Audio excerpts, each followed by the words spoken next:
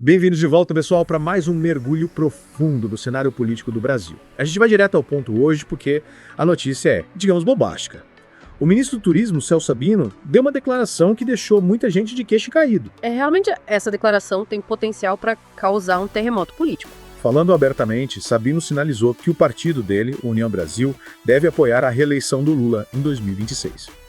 E essa movimentação tem implicações sérias, que vão muito além de um simples apoio partidário. A gente pode dizer que bagunçou coreto, sabe? Mexeu com as peças do xadrez político de uma maneira que ninguém esperava. E quais são, na sua visão, as implicações mais imediatas dessa declaração? O que muda no tabuleiro com essa decisão do União Brasil? Olha, o que fica claro de cara é que a extrema-direita sai enfraquecida nessa história. Interessante. Porque até então, nomes como o Ronaldo Caiado, governador de Goiás, e o Tarcísio de Freitas, governador de São Paulo, vinham sendo especulados como possíveis candidatos, né? Sim, nomes fortes da direita, com certeza. Exatamente. E com essa declaração do Sabino, a articulação em torno de uma candidatura da extrema-direita perde força, entende? É como se a União Brasil tivesse tirado um dos pilares de sustentação, né? Isso mesmo. Dificulta a construção de uma candidatura única e forte que pudesse fazer frente ao Lula em 2026. Faz sentido. E com essa mudança de cenário no Executivo, a gente vê o Congresso também fervilhando, principalmente com a discussão em torno do projeto de lei da anistia.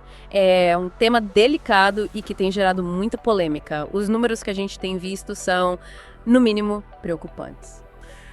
A gente viu um levantamento recente indicando que quase 200 deputados federais apoiam a ideia de perdoar quem foi condenado pelos atos de 8 de janeiro. Pois é, 8 de janeiro, aquele ataque à democracia que a gente acompanhou estarrecidos, invasão aos prédios dos três poderes, vandalismo, cenas lamentáveis. E a gente sabe que a opinião pública, em sua maioria, é contra essa anistia, né? Sem dúvida.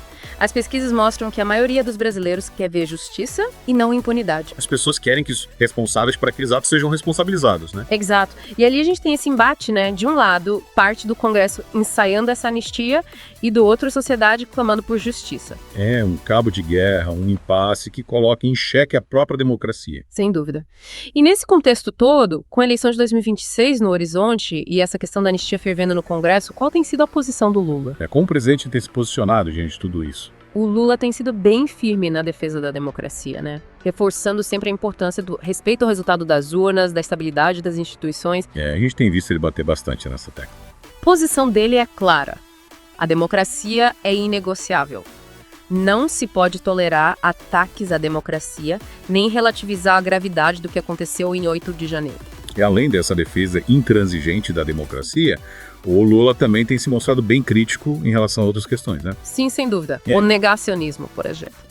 Principalmente nas áreas da ciência, da educação, da cultura. Exato. O Lula tem se posicionado de forma muito clara contra esses movimentos que, na visão dele, representam um retrocesso para o país. E é interessante observar que, enquanto o governo Lula se concentra em reconstruir o país, a gente vê ressurgirem figuras do passado, né? É verdade. É como se o Brasil estivesse vivendo em duas dimensões temporais. De um lado, o governo focado no presente e no futuro, buscando soluções para os problemas do país. E do outro lado, fantasmas do passado voltando à tona. E não é com boas notícias, né? Pois é, a gente viu, por exemplo, que o STF mudou a interpretação sobre foro privilegiado. E isso reacendeu investigações que estavam paradas. Investigações contra figuras como Ricardo Salles, Deltan Dallagnol, Guedel Vieira Lima, Gilberto Kassab. Nomes que, para muitos, representam um período obscuro da política brasileira. É um passado marcado por escândalos de corrupção, retrocessos, abusos de poder. E a memória da população não se esquece? Diante disso, a figura do Lula ganha ainda mais força, né? Sim, ele se coloca como um líder experiente, um estadista que já passou por momentos difíceis e que sabe dialogar, construir pontos. E qual seria, em linhas gerais, o projeto de Brasil que o Lula defende? O foco dele é claro. Colocar os mais pobres, os trabalhadores, as mulheres, os jovens no centro das políticas públicas. Promover um crescimento econômico que seja justo, que gere oportunidades para todos. E essa diferença de projetos, de visões de mundo, acaba intensificando a polarização, né? Com certeza. De um lado, a gente vê a busca por um futuro baseado no diálogo, na inclusão, no respeito às instituições. E do outro lado? Do outro lado, narrativas de medo, de divisão, de ataque às instituições, além da disseminação de fake news. E o Lula tem tentado se contrapor a isso com um discurso claro e direto, né? Sim. defendendo a geração de empregos, o acesso à saúde, a educação de qualidade, o respeito à dignidade de cada brasileiro. É um discurso que busca unir o país em vez de dividi-lo. Exatamente. E a oposição, como tem se comportado nesse cenário? Como você avalia a postura da oposição diante de tudo isso? A gente vê um pouco de tudo, né? Tem setores que apelam para um discurso autoritário, que questionam o processo democrático, as instituições. E a gente vê também o uso massivo das redes sociais para espalhar desinformação. Sem dúvida. As fake news se tornaram uma arma poderosa nas mãos daqueles que querem desestabilizar o país. E aí a gente volta à questão da anistia, né? Que nesse contexto todo se torna ainda mais perigosa. Equitosíssima. Anistiar os golpistas seria um erro gravíssimo. Seria como dizer que atacar a democracia não tem consequências. Exato. Um recado muito ruim que poderia encorajar novos ataques no futuro. E a gente não pode esquecer do Bolsonaro nessa história toda, né? Qual o papel dele nesse contexto? É fundamental lembrar que ele se ausentou do país na véspera da posse do Lula. Fugiu da responsabilidade, né? Muitos interpretaram dessa forma e o silêncio dele diante dos acampamentos golpistas também foi muito significativo. Como se ele estivesse alimentando aquele movimento, né? Exatamente. E agora, a estratégia dele parece ser colocar como vítima. Pedindo anistia, culpando o judiciário pelas suas condenações. Tentando manipular a opinião pública a seu favor. Diante de tudo isso, qual a sua perspectiva para o Brasil com o Lula no comando? A minha aposta é que o Brasil vai reencontrar o caminho do diálogo, da responsabilidade, do crescimento econômico com justiça social.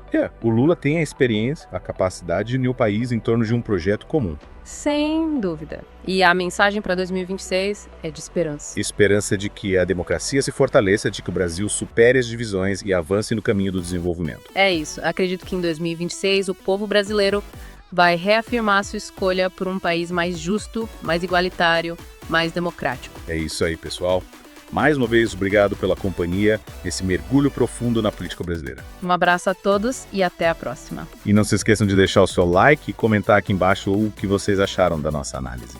A sua opinião é muito importante pra gente. No episódio de hoje, discutimos a declaração do ministro do Turismo, Celso Sabino, indicando o apoio do União Brasil à reeleição de Lula em 2026. Analisamos as implicações dessa decisão para o cenário político, especialmente para a extrema-direita, que buscava articular uma candidatura forte para as próximas eleições. Abordamos também a polêmica em torno do projeto de lei da anistia para os envolvidos nos atos golpistas de 8 de janeiro, destacando a forte oposição da sociedade a essa medida. Exploramos o papel do presidente Lula nesse contexto, como a defesa intransigente da democracia e seu posicionamento firme contra o negacionismo e os ataques à cultura e à educação. Por fim, discutimos o ressurgimento de figuras controversas do passado e a polarização que marca o cenário político atual, com a oposição utilizando táticas como a disseminação de fake news e discursos autoritários. A perspectiva para o futuro, no entanto, é de esperança, com a expectativa de que o Brasil, sob a liderança de Lula, retome o caminho do diálogo, do crescimento e da justiça social.